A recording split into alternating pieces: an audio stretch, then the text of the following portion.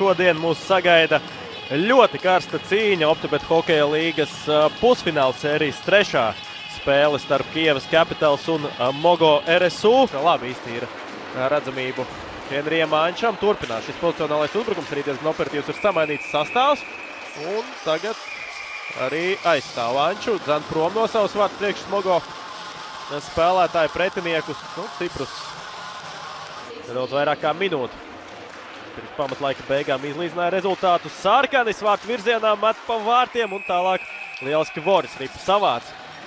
Turpat bija gan Mēja, gan arī Sprūks, kas centās atrast atlikušo ripu. Tomēr Voris lieliski nospēlē šajā epizodē. Piešķirts, jo nebija īsti vairs kur likties Kievas hokejistam Fursā. Metiens zem aizsarga un tur Anč ķērāja cimdā pārliecinoši ripu tver. Fursa pāršķērso zilo līniju Igaunis, tālāk tās vieglas metiens un Zelts tur uz vārtu priekšu vēl dodas. Tarkovskis vēl pagrūž, Vasiljevs un Zelts Mogo komandas noraidījumu vienīgo. Tur par vēlu maiņa tika izdarīt otrais brīdinājums un ripa ir vārtos! Gints Mēja, Mogo izvirzās vadībā. Skaitliskais vairākums realizēts un kad tad, ja ne šādos brīžos tieši līderiem, ņemt spēli savās rokās un izvirzīt savu komandu vadībā. Gints Mēja, komandas kapteinis, gūst vārtus. Atminēsimies, ka skaitliskajā mazākumā iepriekš viņš pats raidīja arī pārā. Un tagad Solostejs! Kas par izdevību Timuram Solostejam? Pieslēdzās, viņš tur uz vārtu priekšu atlica ripu. Viņš īstenot nesanāca Kievai šajā uzbrukumā. Semsku. Pozicionāls uzbrukums tagad mainiekiem. Sirčenko šāviens pa vārtiem un Fursa ripu pielabo. Ukrainas komanda izlīdzina rezultātu 1-1. Šoreiz ļoti veiksmīgs rikušets. Mēģināsim saprast atkārtojumā, kā tad ripa tur nonāca vārtos, bet Ančs arī pilnībā jau uz citu malu aizdevās.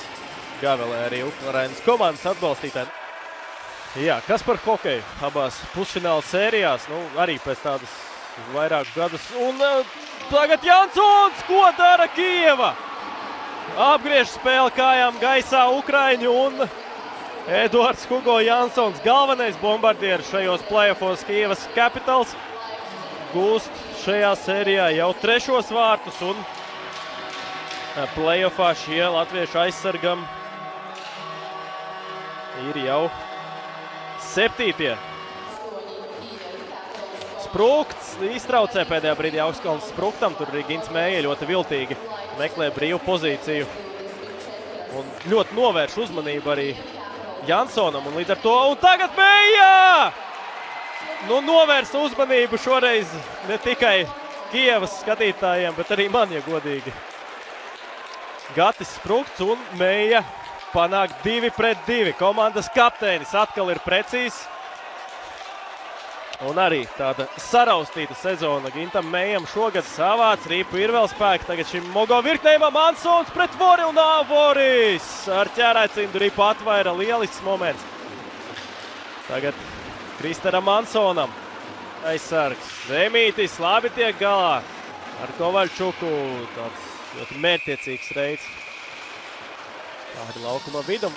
Saskat tur tālumā Želbovski. Viņam arī precīzi piespēl un tālāk Kolī nobloķē Ziemiņa.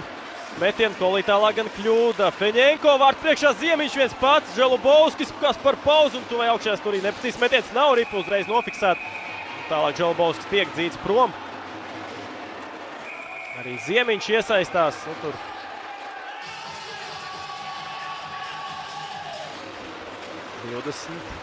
25 sekundes līdz pamatlaika beigām. Vēl dodas Mogo uzbrukumā. Šeit gan kļūdās Bērziņš Semsku. Nemet vēl pa vārtiem. Ir vēl laiks Kievai. Semsku tālāk Klineckis un ripa ir vārtos! 12 sekundes līdz pamatlaika beigām. Čehu aizsargs izskatās, ka tikai par 12 sekundēm pietuvina savu komandu līdz otrai uzvarai šajā sērijā. Daniels Klineckis. Komandu papildināja šis čehu leģionārs janvārī un tālāk Līdzīgi kā pirmajos gūtajos vārtos. Nē, šoreiz gan uz priekšu. Jansons dabū ripu. Prom pēdējās sekundēs. Sprūkst uz priekšu. Paņenko vēl cīnās. Meija un ir moments un Voris! Kas par spēles noslēgumu? Wow! 2-1 sērijā.